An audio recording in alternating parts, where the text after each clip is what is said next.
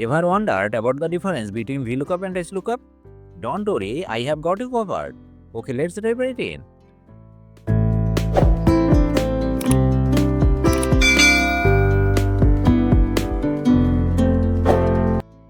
The V in VLOOKUP stands for vertical, meaning it works with data organized in columns.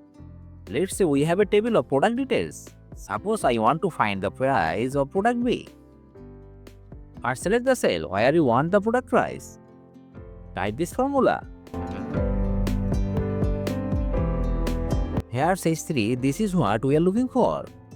A2 to C6, this is the range of the table. The first column must contain what you are searching for. 2. This tells Excel to return the value from the second column. False, this ensures an exact match. Now press enter and there you go. Excel returns $25 as the price of product B. Easy, right? Now let's talk about HLOOKUP. The H stands for horizontal, meaning it works with data arranged in rows.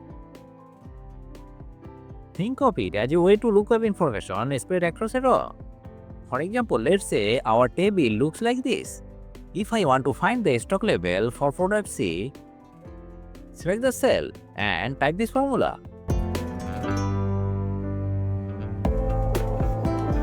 Here 3 tells Excel to return the value from the third row.